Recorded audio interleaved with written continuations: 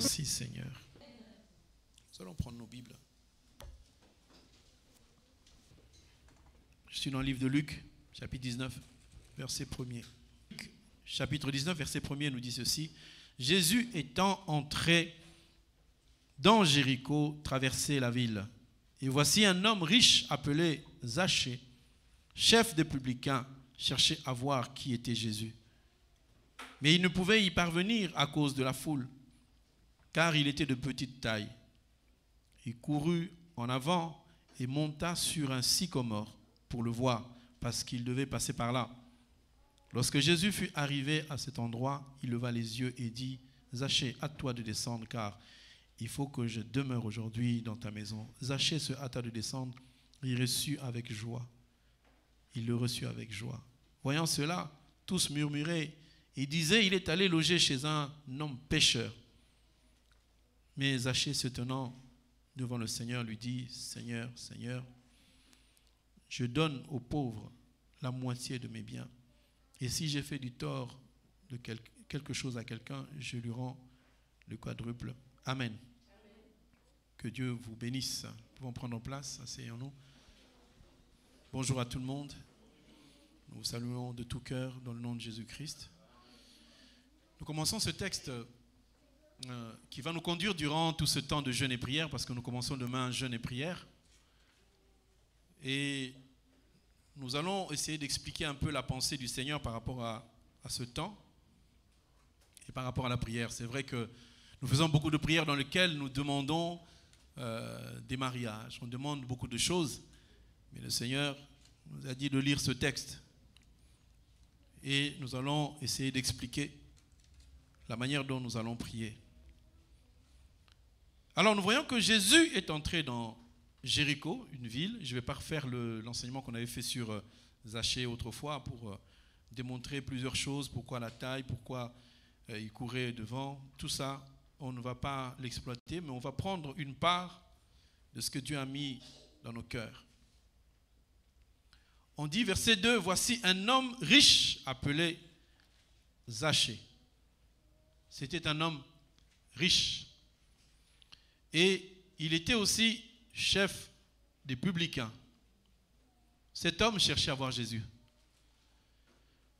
La richesse qu'on parle souvent, c'est de la richesse physique. Vous allez voir que cet homme était un péager, c'est quelqu'un qui gagnait sa vie, qui évoluait beaucoup.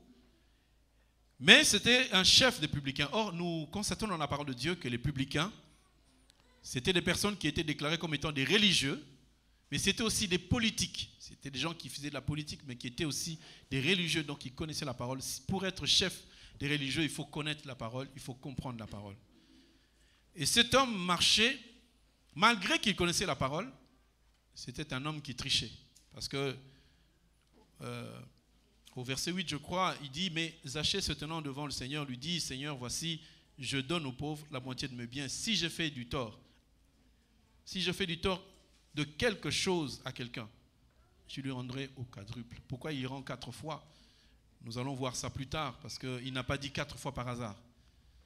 Et nous venons de sortir où nous allons continuer l'enseignement que donne notre bien-aimé Patrick par rapport au fleuve à 4 bras.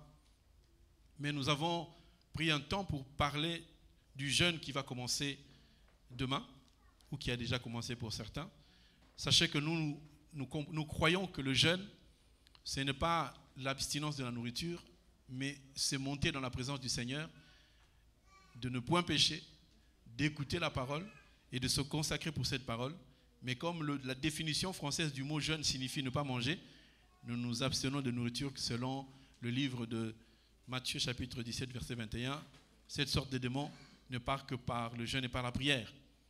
Mais nous voulons que les gens ne fassent pas un ramadan en s'abstenant de manger et de boire, mais en péchant dans leur vie au lieu de se consacrer à la prière. Alors cet homme qui était un publicain, un homme qui dirigeait les pharisiens, il a voulu voir Jésus. J'aimerais que chacun saisisse que quand on dit voir Jésus, ce n'est pas du regard. Si un jour, il t'arrive d'avoir cette démarche de voir Jésus, sache que tu ne le verras pas physiquement, mais tu vas le voir spirituellement. Et Jésus, pour le voir, il y a une démarche à faire. Il y a beaucoup de démarches à faire parce que rien que par le fait que cet homme pouvait voir Jésus à n'importe quel moment, il a fallu qu'il monte sur un sycomore. Et le sycomore a une grande explication. C'est ce qu'on va essayer de voir ensemble. Est-ce que tout le monde est là? Alors, la pensée que Dieu nous donne, c'est que pour voir Jésus, cet homme est monté. Nous comprenons que monter dans la parole, c'est quitter l'état charnel, l'état physique, pour monter en esprit. Pour aller chercher ce qui est écrit que Dieu est esprit. Je vais prendre quelques exemples pour que nous puissions comprendre un petit peu. Je vais dans Exode 17. Le peuple d'Israël est sorti d'Égypte. Il est en train de marcher. Il est en train de progresser, d'avancer. Ils sont arrivés à un endroit. Exode chapitre 17.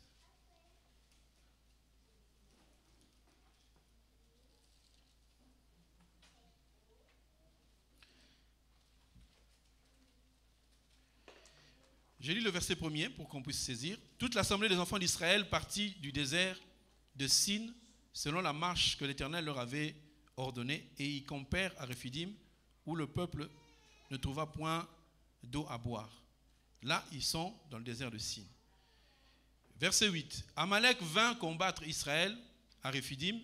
Alors Moïse dit à Josué, choisis-nous des hommes, sors et combat Amalek. Demain, je me tiendrai sur le sommet de la colline, la verge de Dieu dans ma main. Josué fit cela. Lui, il fit ce qu'on lui avait dit par Moïse pour combattre Amalek. Et Moïse, Aaron et Hur montèrent au sommet de la colline. Alors, quand on voit monter au sommet de la colline ou monter sur la montagne, on comprend qu'on monte de dimension spirituelle. Parce que vous comprendrez que quand Moïse était sur la colline, c'est-à-dire sur la montagne, et il avait les mains levées, il y avait la victoire. Il fallait d'abord monter sur la montagne, c'est-à-dire monter spirituellement. Tout ce que nous sommes en train de vouloir vous expliquer, c'est que pour avoir les choses que nous espérons, il faut monter spirituellement. Il faut aller dans la prière. Et nous allons expliquer cela. Ce n'est pas simplement monter. Parce que nous avons compris que la plupart des personnes, lorsqu'on leur dit qu'il faut prier, ils entrent dans leur chambre, ils commencent à prier, ils commencent à prier, à prier et à prier. Et après cela, ils nous disent, mais je prie, je ne vois rien. Alors que la prière, ce n'est pas simplement de se mettre à genoux dans sa chambre. La prière, on nous a dit prier sans cesse, tout le monde le sait. Donc si nous devons prier sans cesse, ça veut dire que notre vie doit devenir une prière. Notre marche doit devenir une prière. Monter, pourquoi Zachée est monté? Parce que Zachée se disait que je dois aller en hauteur pour rencontrer Jésus-Christ. C'est ce que nous faisons tous. Amen, amen. Quand ta vie est compliquée, quand ta vie a des difficultés, j'aimerais que tu puisses prendre la décision de monter. Et Zachée a pris la décision de monter.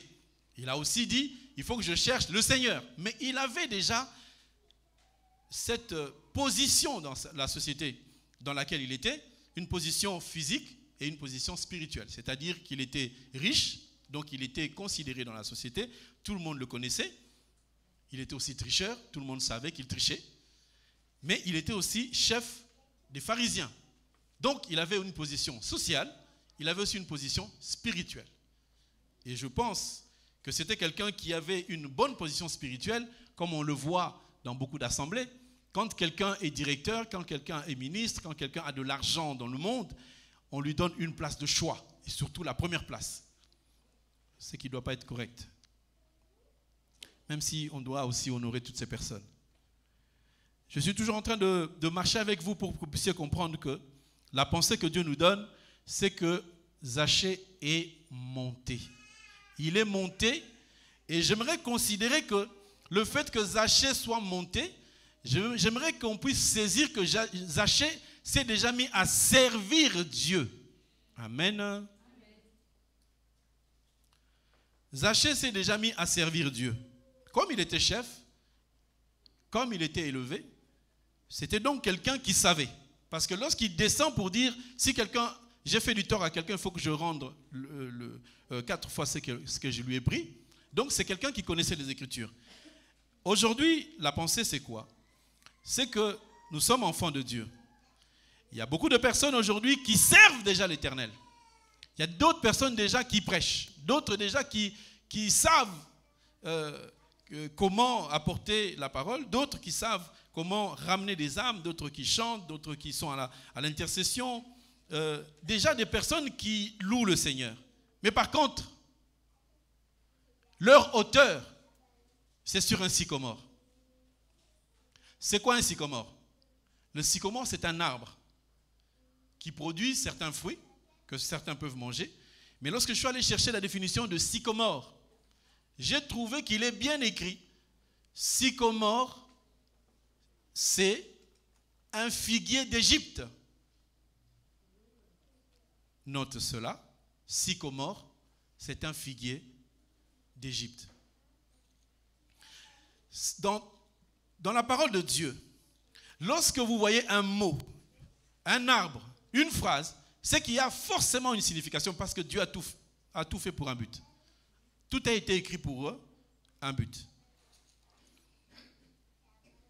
Est-ce que tout le monde est là? Je suis dans le livre de Genèse, chapitre 3.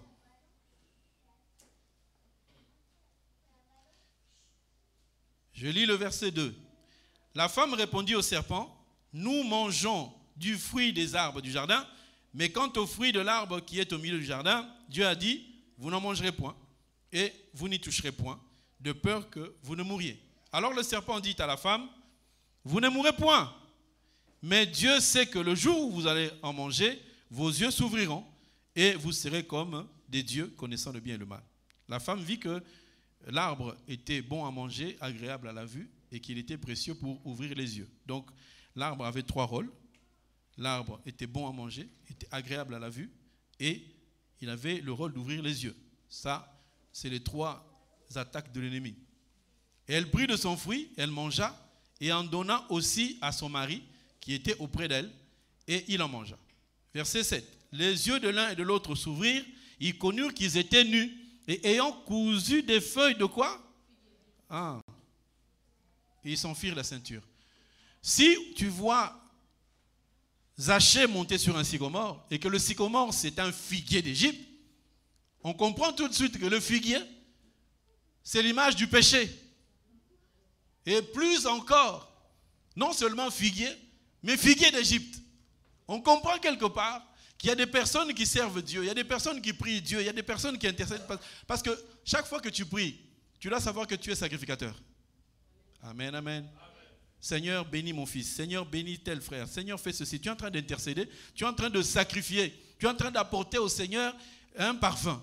Donc, en tant que sacrificateur, tu dois savoir qu'il y a une position que Dieu t'a accordée. Et il y a une façon de marcher. Un sacrificateur ne boit pas. Sauf s'il est en dehors du tabernacle. Or, le tabernacle, ça devient ton corps. Pour que tu boives, il faut que tu sortes de ton corps. Nous comprenons que quand on dit que Zachée est monté sur un sycomore, la Bible est juste en train de cacher quelque chose qu'il faut que nous puissions révéler. Que le figuier était l'image du péché, parce que quand Adam et Ève ont vu qu'ils ont péché, ils ont pris des feuilles de figuier pour témoigner qu'ils sont dans le péché. Zachée maintenant, il monte sur un figuier qui est l'image d'un figuier d'Égypte pour dire qu'il y a certaines personnes. Nous sommes en train de prier, mais vous êtes sur un figuier d'Égypte. Comment on peut concevoir que nous sommes enfants de Dieu, marchant selon la parole, mais on voit encore les agissements de l'Égypte au milieu de nous? Comment on peut concevoir que toi qui as déjà eu l'opportunité d'apporter ne fût-ce qu'un témoignage à quelqu'un, mais on voit en toi l'odeur, les marques de l'Égypte? On aimerait parler des personnes qui aujourd'hui, toi et moi, Dieu nous a appelés à des choses extraordinaires, des choses spirituelles. Mais pour voir Jésus, tu montes en hauteur, oui, mais tu montes sur quel arbre? Sur le sycomore. Ça veut dire qu'il y a certaines personnes qui servent Dieu, Il y a certaines personnes qui marchent avec le Seigneur, mais ils sont sur un sycomore. Ils sont encore en train de pécher. Quand on regarde leur vie, on voit le monde.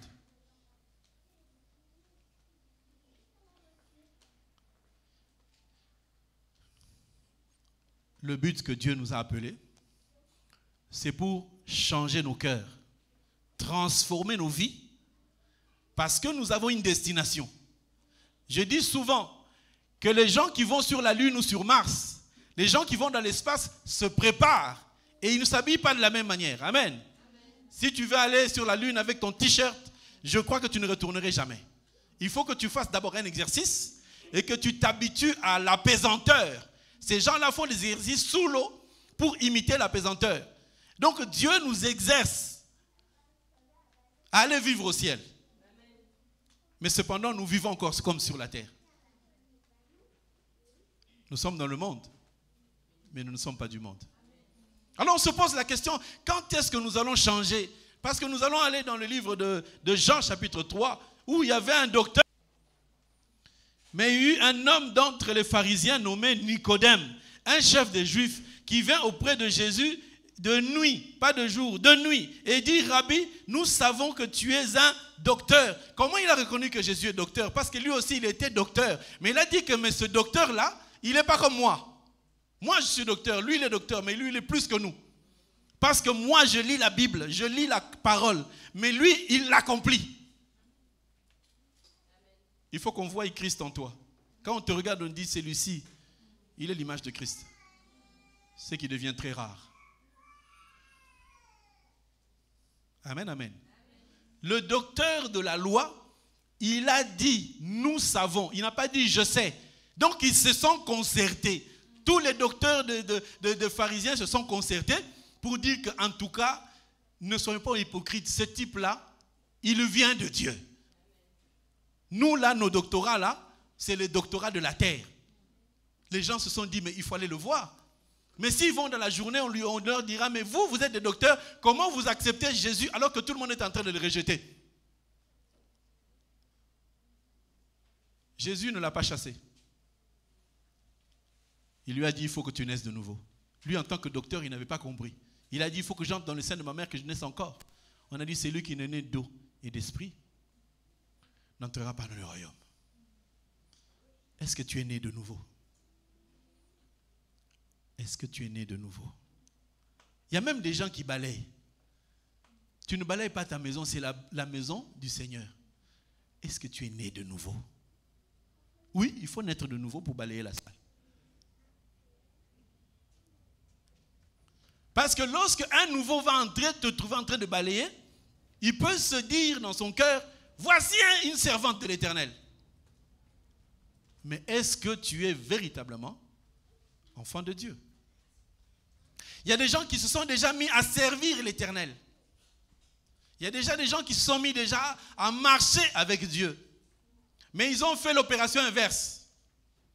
C'est cette opération que nous allons vouloir expliquer ensemble. Avant de monter, il faut d'abord que Jésus entre dans ta maison. Il faut que Jésus entre d'abord dans ton cœur. Il faut que Jésus enlève déjà certaines choses qui t'empêchent de le voir véritablement. Parce que s'il était de petite taille, ça veut aussi dire que le niveau spirituel est trop petit. Nous passons de jeune en jeune, de séminaire en séminaire, de consécration à consécration. On fait tellement de choses. Bon, on ne fait pas de séminaire, on ne fait pas de consécration, mais c'est pour dire que nous avons fait des 40 jours, des 1 semaine, des 2 semaines, on fait plein de choses. Mais ce que Dieu cherche aujourd'hui, c'est le changement du cœur. Cette fois-ci, nous allons jeûner pour que nos cœurs changent. Cette fois-ci, nous allons jeûner pour que nous puissions naître de nouveau. Il y a des naissances qui ne sont pas commandées par les hommes. C'est-à-dire que quand tu es enceinte, le jour de la naissance de l'enfant qui est dans le ventre, tu ne le connais pas. Nous sommes d'accord. À part ceux qui programment en disant, moi je veux qu'il naisse tel jour. Et on déclenche ce jour-là. Ça, ce sont les hommes. Mais il y a une naissance dont tu es l'auteur. Et toi-même, tu peux décider sur ta naissance. C'est la nouvelle naissance. Je sais que nous, tous ensemble, nous avons la connaissance que toute chose vient par le Seigneur. Amen, amen. Est-ce que tout le monde comprend? Mais j'aimerais que ça soit maintenant ta démarche à toi. De dire à Dieu, j'aimerais changer. J'aimerais naître de nouveau. Parce que ceux qui sont venus auprès du Seigneur, ils ont d'abord demandé, Seigneur, je suis malade. Mets ta maladie de côté. Mets ton célibat de côté. Mets tes problèmes de côté. Il faut que ton cœur change. Vous connaissez le verset qui dit que mon peuple périt par manque de connaissance, non? Vous connaissez ce verset? Ah, il faut avoir la connaissance. N'est-ce pas? Beaucoup diront, oui, mais il faut que les gens aient la connaissance pour naître de nouveau. Ils ont raison, mais en moitié. Allons dans 2 Timothée chapitre 4. 2 Timothée chapitre 4. Verset 3.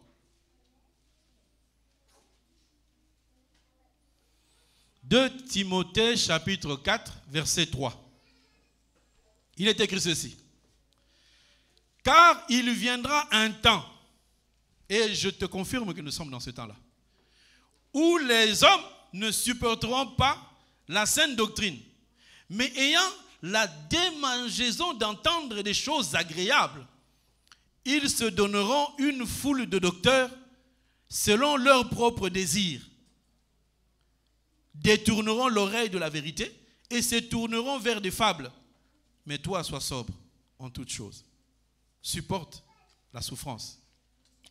Je répète le verset 5.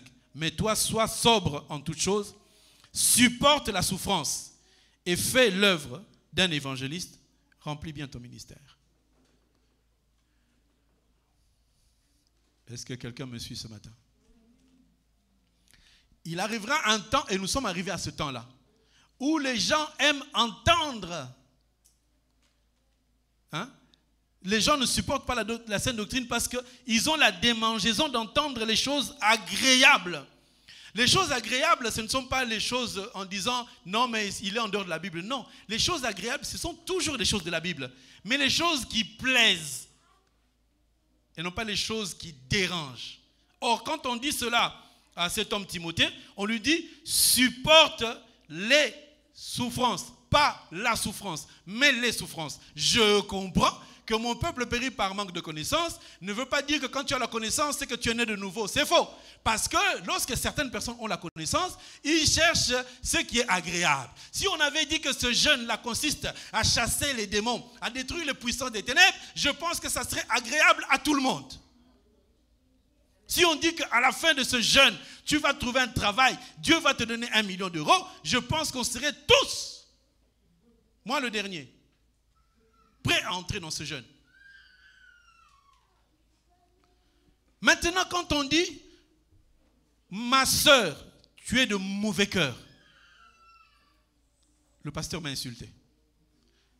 Il faut supporter la souffrance. Je vous avais parlé le dimanche d'avant, je pense. Il y a un groupe de personnes qui aujourd'hui sont en train de marcher.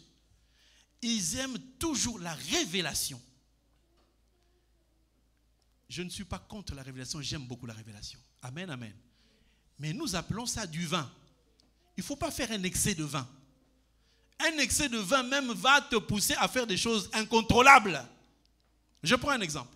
Vous connaissez l'histoire du brigand, non?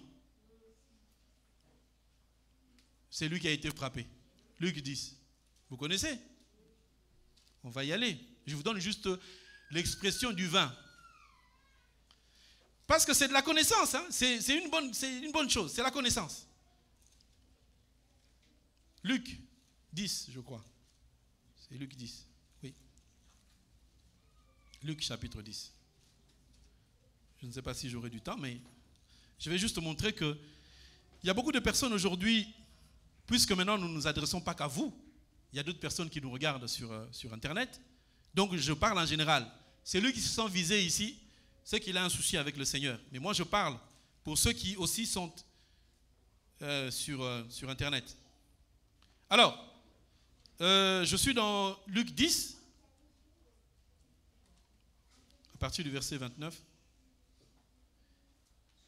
Allez, verset 30. Jésus reprit la parole et dit, un homme descendait de Jérusalem à Jéricho, il tomba au milieu des brigands qui le dépouillèrent, le chargèrent de coups et s'en allèrent, laissant à demi-mort.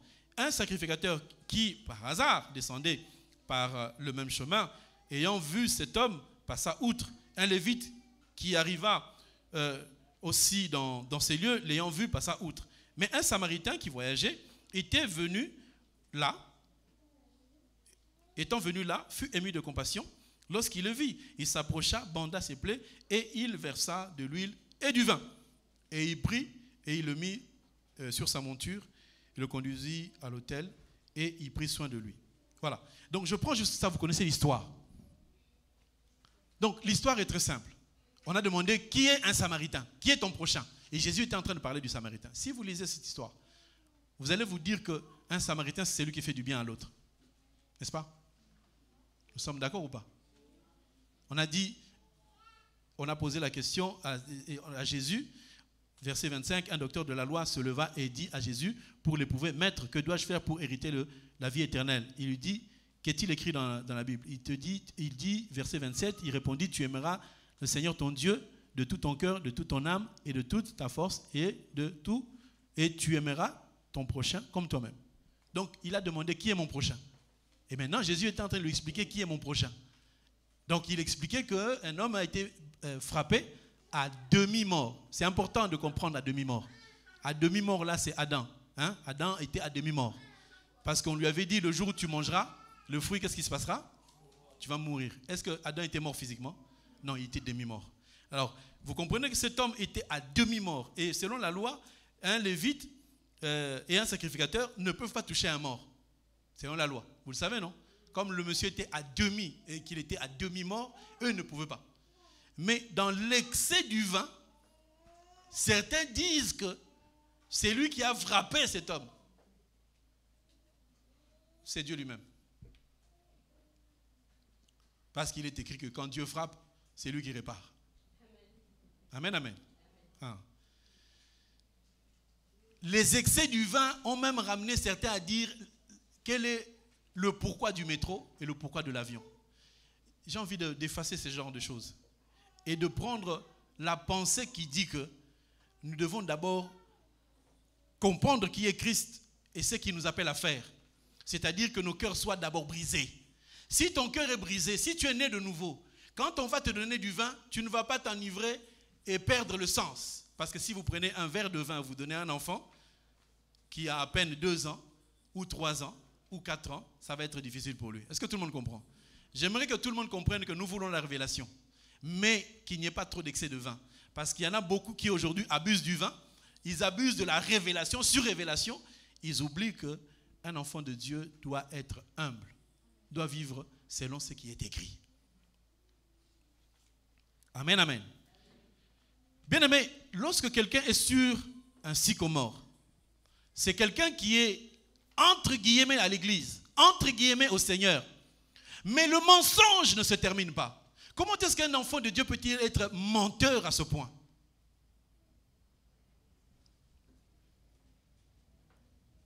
Amen. Il y a des personnes qui ont tellement la révélation, tellement la connaissance, qu'ils sont capables de justifier leur impudicité par l'écriture. Il est écrit que, c'est ce que je suis en train de dire. Il est écrit que, frère, tu es dans l'impudicité, arrête de commettre l'impudicité, arrête de mentir, reviens au Seigneur. C'est ça l'idée de celui qui monte sur le sycomore pour que tout le monde voie qu'il cherche Jésus, alors que Jésus n'est même pas encore entré dans sa maison. Beaucoup, on cherche Dieu, on cherche des grandes choses, mais Jésus n'est pas encore entré dans ta maison. Parce que si Jésus entre dans ta maison, ça va se voir à l'extérieur. Dieu ne voit qu'à l'intérieur. C'est ce que tout le monde dit. Mais la parole, elle est écrite à l'intérieur comme à l'extérieur. Nous allons entrer en jeûne là. Combien de personnes vont entrer en jeûne avec la colère contre quelqu'un?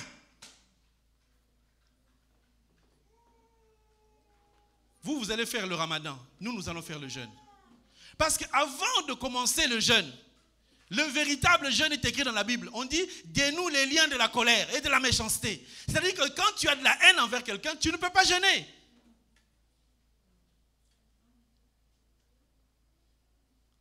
Quand aujourd'hui tu sais que tu as un souci avec quelqu'un, il y a des gens qui sont dans l'église là, ils ne se parlent pas.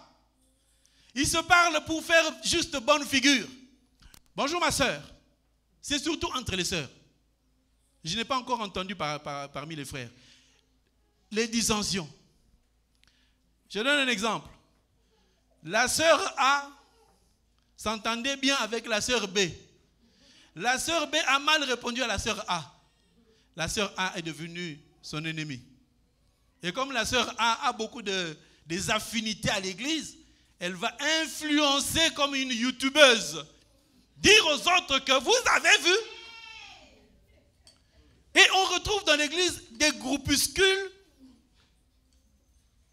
parce qu'il y en a une d'elles qui n'a pas eu, une bonne entente.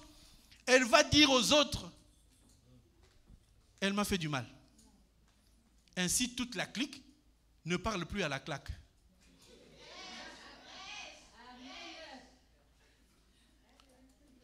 Dans l'église, on ne vient pas chercher des amis. Dans l'église, on ne doit pas être des copains, copines. Oh non, mais moi je m'entends bien avec un tel. Non. À l'église, on est frères et sœurs. Moi je suis frère, je parle à tous les frères. Je suis sœur, je parle à toutes les sœurs. Les pch, pch, pch à gauche et les tchou tchou à droite, ça doit s'arrêter.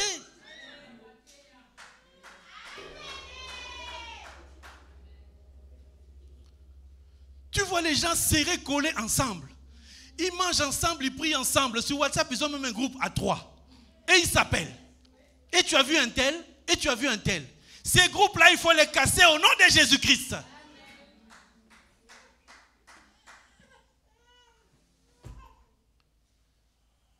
Vous venez à l'église, on vous voit qu'entre vous. Et des fois même, vous n'arrivez même plus à faire semblant. Tu as vu, non? Qu'est-ce que je t'avais dit? Toi, tu as des problèmes avec la sœur A. Qu'est-ce que tu as à prendre toutes les sœurs qui partagent avec toi pour qu'on aille, on dise, mais la sœur là, elle a mal fait. Mais c'est de la sorcellerie. Et vous aussi, vous êtes d'accord? Parce qu'elle ne parle pas. Nous aussi, on s'oppose à la sœur. Ça ne doit pas se faire parmi nous. Jamais. Proverbe 25.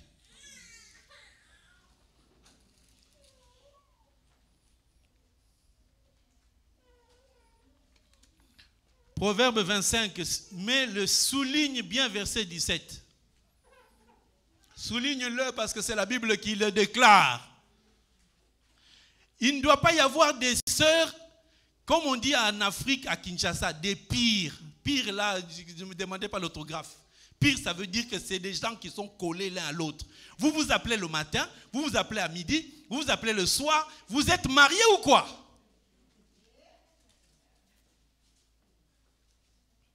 Oh, c'est mon pire, ça veut dire pire nanga. Non.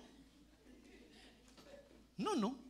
Et même si vous mettez ça en bon français, c'est mon pire, donc il ne faut pas que ça soit pire pour moi. Proverbe 25, verset 17. Je le lis à haute intelligible voix. Mets rarement les pieds dans la maison de ton prochain, de peur qu'il ne soit rassasié de toi et qu'il ne te haïsse. Bien-aimés frères et sœurs, nous sommes des frères et des sœurs. Chaque jour, mettre les pieds, ce n'est pas seulement physiquement. Tu peux mettre tes pieds dans la maison de ta sœur au téléphone. On ne doit pas être des amis, copines. Allô, ça va? Oui, tu as dormi, tu as mangé. Ah, on s'appelle le soir. Et le soir, c'est parti. Vous allez créer une relation philéo qui va dépasser même agapao. Et le jour où la sœur va te décevoir, eh bien, ça sera des problèmes à l'église. Nous, on n'a rien fait. La sœur ne vient plus à l'église parce qu'elles ne s'entendent pas entre elles et ils ont puni le pasteur. Il ne nous verra plus dans l'église. Est-ce que quand vous avez commencé à vous appeler, j'étais là?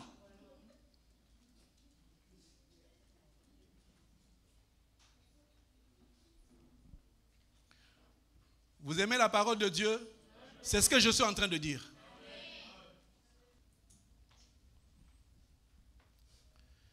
J'avais dit que le colportage à l'église doit arrêter. Amen. Je vous donne le verset. Toujours Proverbe 26, verset 20.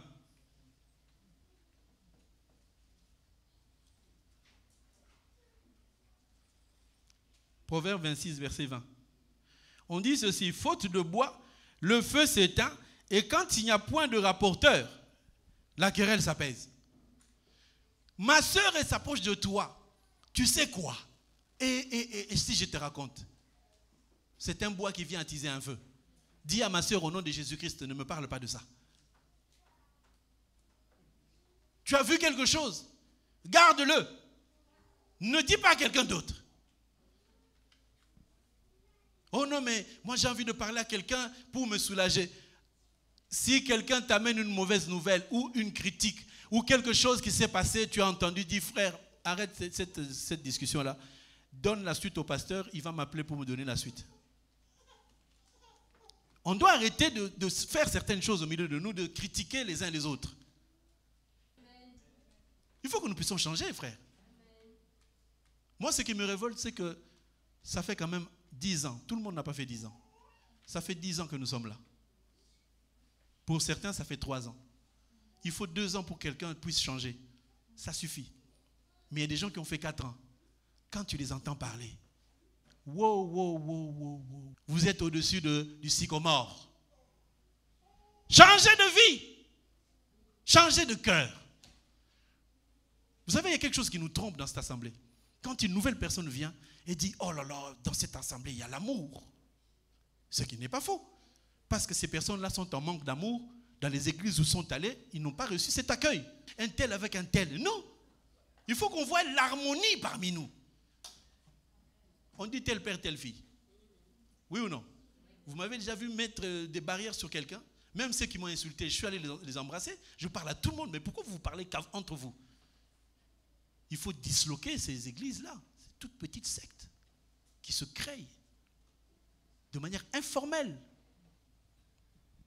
Il faut qu'il y ait des choses qui s'arrêtent au milieu de nous. Puisque nous servons Dieu, nous devons accueillir tout le monde.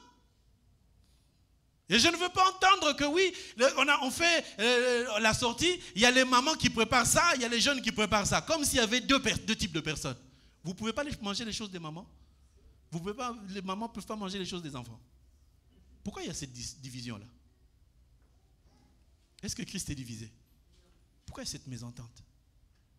On doit enlever toutes ces choses. Au milieu de nous, on ne doit pas entendre ce genre de choses. Amen. C'est la révélation que je suis en train de vous donner.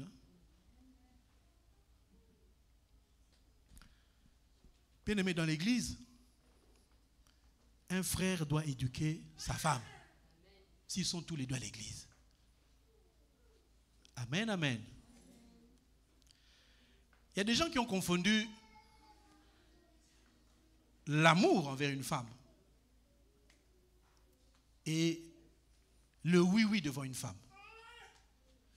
J'ai toujours enseigné que l'homme doit aimer sa femme. L'homme doit donner son salaire à sa femme. L'homme doit payer le loyer. L'homme doit donner à sa femme tout ce dont elle a besoin. Nous sommes d'accord, hein?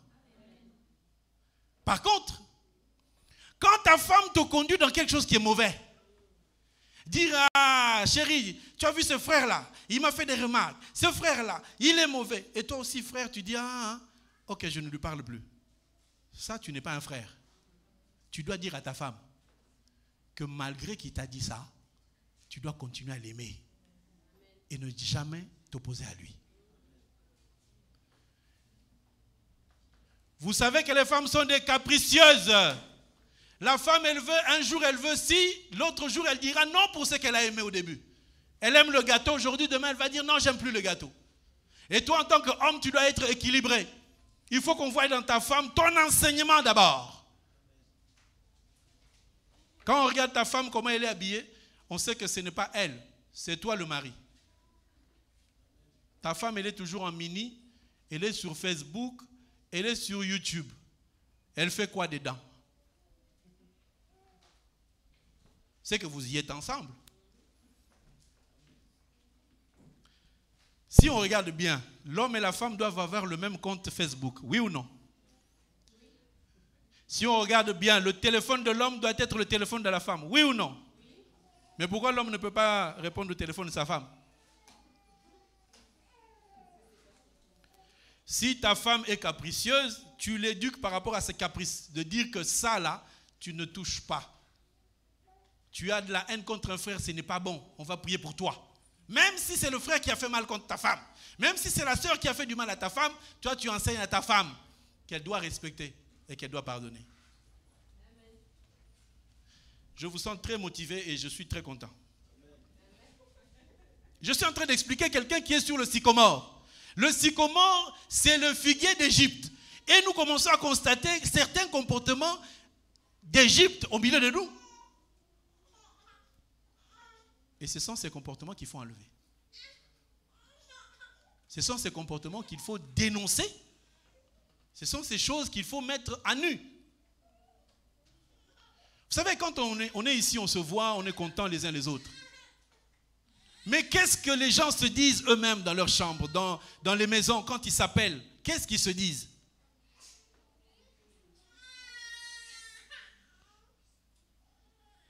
Que Dieu nous aide.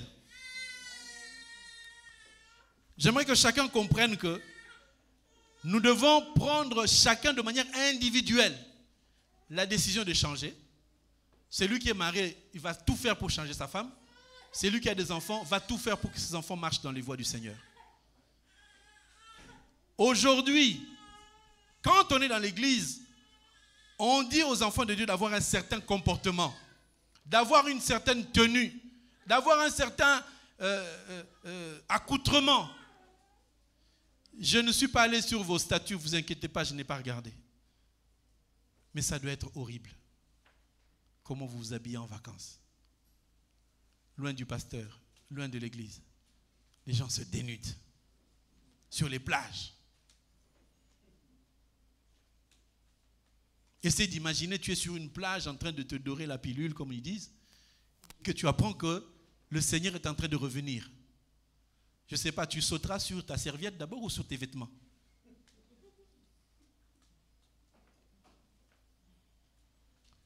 L'homme doit d'abord nettoyer son cœur. Qu'est-ce qui passe dans ton cœur? Quelles sont les idées qui montent dans ton cœur? La nouvelle naissance. Il faut qu'on arrive à un point où la personne change de pensée, change des idées en disant, mais moi je suis en train de me destiner au ciel. Est-ce que ces comportements-là doivent toujours exister dans ma vie? Je ne vais pas raconter les choses que je vois en mission parce qu'ils se diront, mais tu aurais pu nous en parler. Oui, mais j'ai retenu mon cœur, j'ai attrapé mon cœur, mais je n'arrive pas. J'ai dit, sœur, vous êtes sœur à l'église. Vous êtes aussi sœur dehors. Vous êtes des modèles, des exemples. Partout où vous allez, dans des marchés, qu'on vous entende crier, insulter les gens. Il faut changer de vie. Et ça ne dépend pas du Seigneur, ça dépend de ta décision. Puisque l'enseignement, on te l'a donné. Tous les jours, tu entends l'enseignement. Tous les jours, on t'apprend quelque chose. Mais si nous montons dans la révélation, il y a des gens qui diront, alléluia, c'est bien ça c'est bien. Oui, ça c'est une foule de docteurs, on aime les choses qui font plaisir. Voilà, ah oui, le crocodile, c'est Jésus, alléluia. Mais tu es impudique. Tu sais que le crocodile, c'est Jésus. Tu es menteur. Tu sais que l'hippopotame, c'est Jésus. Tu es menteuse. Mais tu sais que l'âne sauvage, c'est Christ. Tu le sais, mais tu mens. Pasteur, je n'ai pas pu venir. L'enfant était malade. L'enfant n'était même pas malade. Voilà comment tu appelles la malédiction sur ton fils, juste pour justifier que je ne suis pas venu. Dis seulement, pasteur, je n'ai pas pu me lever, je n'ai pas eu envie de venir à l'église. Je ne veux pas te tuer. Quelqu'un qui appartient au Seigneur, quand il manque l'église, il appelle. Il n'envoie pas de textos. Pasteur, je ne suis pas là. Allô? Il y a plus de respect de dire, pasteur, je ne serai pas là. Je ne vais pas te demander pourquoi. C'est ta vie privée. Beaucoup de gens viennent me voir. Je ne pose pas la question, mais avec qui? Je n'y vais pas. Tu m'as dit, je te crois en ce que tu me dis. Pourquoi les gens me fuient? Nous sommes dans une maison. Vous êtes frères et sœurs. Et je suis comme votre père. quelqu'un qui se déplace, dit au moins au papa, papa, je sors, je suis... Vous êtes des majeurs, mais au moins d'avertir. Je vais faire un plan, un programme. Je sais au moins que tu n'es pas là. Je sais au moins qu'un tel est là, un tel n'est pas là. C'est lui qui aime le Seigneur, au moins par respect, il dit, pasteur, je ne serai pas là. Je suis désolé, mais je ne peux pas être là. Tu peux aussi ne pas venir à l'église, dormir. Me dire, pasteur, je dors. Aujourd'hui, je n'ai pas envie de venir à l'église. Je ne te tuerai pas, parce que ce n'est pas moi qui ai la liste de Jésus pour savoir qui vient pas. Je reviens voir Amalek. Comme ça, nous allons comprendre. Genèse, plutôt Exode 17. Exode chapitre 17. Verset 8. Ah non, verset 12. Je recommence au verset... Donc, nous sommes dans Exode chapitre 17. Vous connaissez l'histoire, mais je vais juste chercher la place où Moïse lève les mains. Verset 11. Lorsque Moïse élevait sa main, Israël était le plus fort. Et lorsqu'il baissait les mains, Amalek était le plus fort. Les mains de Moïse étant fatiguées, ils prirent une pierre qu'ils placèrent sous lui et il s'assit dessus. Aaron et Hur soutenaient les mains d'un côté et de l'autre et les mains restèrent fermes jusqu'au coucher du soleil. Amen, amen. Je pense que le frère Patrick a enseigné sur ça. Moïse est assis sur la pierre, vous avez compris qui est la pierre. On a mis Aaron d'un côté, c'est-à-dire le sacrificateur. Hur de l'autre côté, comme il vient de la tribu de Juda, c'est la royauté. Et on vous a expliqué comment le Seigneur a disposé les choses. Tout le monde a compris. Mais j'aimerais simplement dire que s'il y avait Aaron et Hur à côté, c'était pour aussi annoncer ce que Jésus allait dire dans l'Apocalypse. Il a fait de nous un royaume de sacrificateurs. Le royaume étant Juda, le sacrificateur étant Aaron. Donc vous voyez que nous sommes un royaume des sacrificateurs. Mais ce que j'aimerais dire par rapport à cela, c'est que si Dieu savait que Aaron avait la capacité de lever les mains, est-ce que vous êtes là? Est-ce que ça va? Donc Dieu aurait pu dire, comme disait le bien-aimé Patrick, voilà, comme Moïse est déjà fatigué, il a plus de 80 ans, donc que Aaron lève les mains et que Hur aussi lève les mains, ça va aller, on aura la victoire. Mais comme l'Éternel avait choisi Moïse, ça signifie que malgré la fatigue de Moïse, il faut que ce soit les mains de Moïse qui soient en haut. Amen. Si c'était les mains d'Aaron, il n'y aurait pas de victoire. Parce que si Dieu met la main sur quelqu'un, c'est cette personne-là. Vous comprenez? Donc si Dieu permet que moi, Freddy, je puisse être celui qui lève les mains et que la grâce se trouve sur moi, vous autres, vous soutenez. Chacun soutient d'un côté comme de l'autre. Vous ne soutenez pas le mal, mais vous soutenez que l'œuvre puisse avancer. Donc on peut aussi avoir des sœurs qui soutiennent l'œuvre en faisant le nettoyage, en mettant toutes choses en place. On peut avoir des frères qui soutiennent l'œuvre en allant de gauche et de droite, enseigner, ramener des âmes. C'est un soutien aussi. Ce n'est pas dit que, bon, voilà, il y a Aaron et Hur, nous les femmes, on n'a rien à faire. Mais c'est dans la pensée du Seigneur de dire que si Dieu a mis la grâce sur un homme, c'est sur cet homme-là. Parce qu'il y a certaines personnes qui disent, ah oui, lui, il ne connaît pas, il n'est pas pasteur. Si je suis pasteur, c'est par la grâce du Seigneur. On ne se lève pas parce qu'on a envie, on se lève parce que Dieu te dit, lève-toi. Et si Dieu veut que nous puissions lever les mains, vous êtes là pour soutenir, pour que l'œuvre avance. Aujourd'hui, pour qu'il y ait une caméra, qu'il y ait Facebook, YouTube, ce n'est pas moi qui l'ai fait, c'est vous qui l'avez fait. Nous sommes d'accord ou pas? Donc ça veut dire que tout le travail que chacun de nous est en train de faire est en train de soutenir l'œuvre pour que cette œuvre avance. Mais si tu n'appuies pas, si tu ne soutiens pas, si tu ne donnes pas de ta part, eh bien l'œuvre n'avancera pas. Parce qu'il y a aujourd'hui des gens qui ont des calculatrices, le temps d'aller à l'église, l'argent faire ceci, je n'ai pas les moyens. Mais si vous avez toujours votre calculatrice, vous ne servirez jamais le Seigneur. Nous partons en Belgique, nous partons dans plusieurs pays maintenant pour aller annoncer la parole. On n'a pas de calcul sur l'argent. On se dit le Seigneur pourvoira. On prend sur notre budget, sur notre vie, sur ce que nous on peut avoir. On se démunit pour que l'œuvre arrive. Et des fois quand on va dans d'autres pays, ce n'est pas pour trouver 10 personnes, ni 50 personnes. Des fois c'est pour une seule personne. Je suis allé à Budapest, il y avait combien de personnes? 2. Vous ne pouvez pas vous sacrifier déjà pour une seule personne. Oh mais il n'y a qu'une personne, on ne peut pas faire. On peut se sacrifier pour une seule personne parce que Jésus disait, si je peux venir que pour une seule âme, ça serait déjà suffisant. Amen. Hein? Est-ce que vous trouvez que je parle avec colère? Je parle avec amour.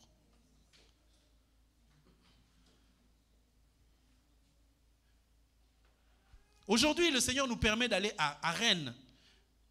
Il nous permet d'aller en Belgique, on était là le 15 août. Il nous permet d'aller à Nice. Et bientôt, on aura une salle, il y aura une grande salle dans laquelle on pourra aller là-bas travailler encore pour le Seigneur. Mais nous n'arrivons pas à nous en sortir tel que nous sommes ici. Il faut regarder le nombre de gens qui arrivent en retard.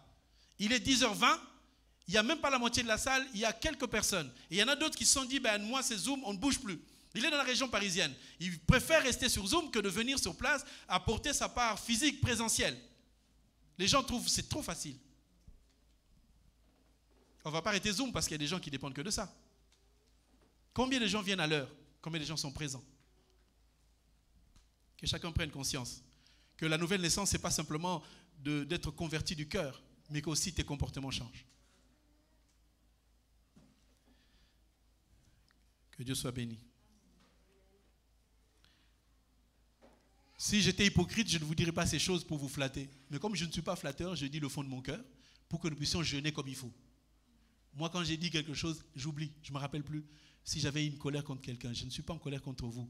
Je suis juste en train de me révolter. Pourquoi le diable peut-il vous prendre en otage pour que quelqu'un ne se batte pas pour dire, moi, ce n'est pas l'église du pasteur Freddy, c'est l'église du Seigneur.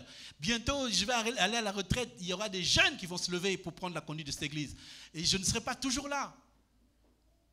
La conversion, ça implique que la personne se donne corps, âme et esprit. La transformation. Pierre, il était toujours derrière Jésus. Hein? Jésus, tu ne mourras pas. Jésus, nous on te surveille. Jésus. Mais lorsque Pierre a reçu le Saint-Esprit, lorsque Pierre était né de nouveau, vous avez vu ce qu'il est devenu? Quand on lui a dit, mais si tu vas là-bas, on va te tuer, il s'en fichait complètement. Il prêchait devant les gens. Il parlait, il allait de lieu en lieu. Il faisait beaucoup de bonnes choses.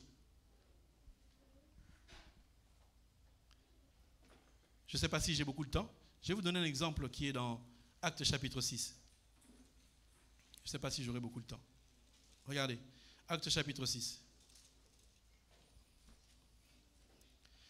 Verset 1er. En ce temps-là, le nombre de disciples augmentant, les hellénistes murmurèrent contre les Hébreux parce que leurs veuves étaient négligées dans la distribution qui se faisait chaque jour. Les 12 convoquèrent la multitude des disciples et dirent, il n'est pas convenable que nous laissions la parole de Dieu pour servir aux tables. C'est pourquoi, frères, choisissez parmi vous 7 hommes de qui l'on rende un bon témoignage, qui soient pleins d'Esprit Saint, de sagesse, et que nous chargerons de cet emploi. Et nous continuerons à nous appliquer à la prière et au ministère de la parole. Cette proposition plut à toute l'assemblée, et ils élurent, regardez ce qu'on cite, Étienne, homme plein de foi et de Saint-Esprit, Philippe, Procor, Nicanor, Timon, Parménas et Nicolas, prosélyte d'Antioche. Vous voyez, ce sont ces personnes qu'on a pris. C'était d'abord des personnes qui étaient remplies du Saint-Esprit et qui marchaient dans les voies du Seigneur. On les a pris comme diacres. Diacres, à l'époque, ce qu'on avait fait à l'époque, c'était des personnes qui devaient s'occuper des tables pour que les serviteurs de Dieu s'occupent de la parole. Vous comprenez qu'aujourd'hui, les services de table, c'est véritablement annoncer la parole. Hein? Dans une certaine mesure, quand on boit un peu de vin, on se dira, puisqu'ils ont arrêté de distribuer aux tables, ils ont compris qu'il faut quitter l'esprit charnel pour entrer dans l'esprit spirituel. Là maintenant, la distribution, ça devient la distribution des pains. Amen. Quand on a distribué des pains, on n'a pas fait en même temps la multiplication totale des pains. Chacun avait un panier et lorsqu'on donnait, ça continuait. Les apôtres qui avaient reçu un seul pain pour donner aux autres, parce qu'ils étaient au service du Seigneur, eux, ils ont donné un pain, mais en retour, ils ont reçu un panier entier. Ah là là, les gens n'ont pas compris. Quand tu sers le Seigneur, Dieu te donne peut-être une petite portion, mais sache que dans la petite portion que tu donnes à ton voisin, à ton frère, à ton ami, à quelqu'un qui s'approche, sache que toi, Dieu te réserve un panier et non plus un seul pain. Maintenant, quand ils ont pris ces personnes, ils étaient 7. On leur a imposé les mains. On a prié pour eux pour qu'ils puissent travailler. Ils n'étaient que diacres dans le sens où ils devaient que distribuer des canettes et des yaourts. Mais lorsque tu lis la Bible, tu vas maintenant dans Actes chapitre 8, verset 5. Philippe étant descendu dans la ville de Samarie, il prêcha le Christ et des foules entières étaient attentives à ce que Philippe disait lorsqu'ils apprirent et ils virent les miracles qu'il faisait. Car des esprits impurs sortirent et de plusieurs démoniaques et poussant des cris, et beaucoup de paralytiques, des boiteux furent guéris. Et plus tard encore, quand tu liras, tu verras ce qu'Étienne a fait. Ils étaient désignés comme des diacres dans l'église pour juste distribuer la nourriture. Mais quand on voit leur vie plus tard, cette vie, elle a changé. Tu peux être désigné ici comme étant quelqu'un qui ne fait que le ménage. Tu t'occupes des toilettes, mais ce n'est pas la finalité. Parce qu'un jour, Dieu va te transporter à la dimension de faire des grandes choses. C'est ce qu'on ne voit pas au milieu de nous. C'est lui qui a le balai, il a toujours le balai. On n'a pas dit d'arrêter le balai. Mais quand tu fais le travail à l'église, il faut que ta vie, elle se transforme aussi. Il faut qu'il y ait un changement. Et c'est ce que nous allons apprendre pendant toute cette semaine, la nouvelle naissance. Quand quelqu'un n'est pas né de nouveau, même si la parole de Dieu vient avec une puissance, ça ne le changera pas. Parce qu'il est encore charnel. Parce que essayez de voir, il suffit qu'on critique ta vie, et bien tu vas voir comment tu vas être. Amen, amen. Il y a des frères, il y a des sœurs dans l'église. Tu ne peux pas leur reprocher quelque chose. Vous êtes là les sœurs, vous savez. Quand on dit faisons la cotisation, vous demandez à tout le monde. Il y a une sœur, tu la vois comme ça, tu dévies. Pourquoi tu la dévies? Parce qu'elle est comme ça. Elle n'accepte pas de donner gratuitement. Il faut qu'elle parle. Et les gens se sont dit, elle, on ne va rien lui demander. Si dans ta vie, il n'y a personne qui te reproche, sache que tu n'es pas près de la vie, tu es près de la mort. Si les gens te craignent, si les gens n'arrivent pas à te donner même un conseil, tu es dans la perdition. Un véritable enfant de Dieu accepte qu'on le reproche. Il accepte la remarque. Combien de personnes sont parmi vous, je leur ai fait la remarque. Il ne me parle plus. Vous êtes là? Il y a des personnes à qui j'ai fait une remarque. J'ai dit quelque chose, elle a entendu. Dimanche prochain, elle change de place. Pour me saluer, elle te dit bonjour pasteur, il passe. Pour me faire comprendre que c'est la remarque que tu m'avais faite là, je ne suis pas d'accord. Mon rôle, c'est de frapper le marteau pour ceux qui sont têtus et d'apporter la douceur à ceux qui marchent dans la douceur. Dans la maison, quand on éduque des enfants, il y a souvent des enfants têtus. Un enfant têtu, on ne le caresse pas. Ça, c'est le rôle de la maman. Moi, je ne suis pas maman, je suis papa. Quand ça ne va pas, je frappe. Ça te plaît, ça ne te plaît pas. Mais je vais quand même frapper, mais je ne te hais pas. Je t'aime dans l'amour du Seigneur. Amen. Si je te reproche, il faut que tu sois dans la joie. Si tu vois que je ne te fais plus de remarques, sache que je t'ai déjà oublié. Et ce n'est pas encore arrivé à quelqu'un. Il y a des personnes à qui je ne fais plus de remarques pour éviter de casser la relation. Et ça, tu dois te dire que tu n'es pas dans la bonne position. Il faut accepter les remarques. Amen. De toute façon, je viendrai quand même. Vous n'allez pas me chasser. Si tu fais mal, je te dis, tu as mal fait. Si tu me gardes ennemi, comme on dit chez nous, je vais continuer à te parler au nom de Jésus-Christ. Parce que moi, je n'ai pas d'ennemi. Je n'en ai pas. Que tous ceux qui m'ont lié, qui me délient au nom de Jésus. Moi, je vous ai déjà délié. Depuis, je n'ai lié personne.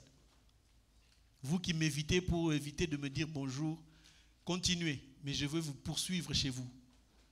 Pour vous montrer que je vous aime. C'est quand on aime quelqu'un qu'on lui dit la vérité. Amen. Je ne me cacherai pas pour vous dire les choses. Je les dis cache. Ça fait mal, grattez un peu, vous allez voir, ça va avancer. Mais mon désir à moi, c'est que nous puissions sortir du mal, sortir de la perdition pour aller vers le Seigneur. Je pense que chacun de nous a besoin que son cœur change. Nous écoutons des révélations, nous n'allons pas arrêter les révélations. Nous allons revenir sur la révélation. Mais nous voulons aussi voir des changements. Nous voulons voir que même si on te dit quelque chose de difficile, tu acceptes parce que ce n'est pas moi qui parle, c'est Christ qui parle. Amen, amen. Je vous donne juste un exemple avant de terminer. Vous connaissez l'histoire de Samuel. Samuel était dans la maison d'Élie. Samuel était couché dans la maison d'Élie, oui ou non? Quand Dieu a appelé Élie, il a utilisé la voix de qui? Pour appeler Samuel, Dieu a utilisé la voix de Élie, dans la même maison. Mais quand Samuel est venu, il a demandé à qui? À Élie, tu m'as appelé. Et Élie lui a dit, je ne t'ai pas appelé. Rentre. 3 fois. La loi, les prophètes et les psaumes. La 4e fois, on lui a dit, ne viens plus. Dis simplement, Seigneur, je t'écoute.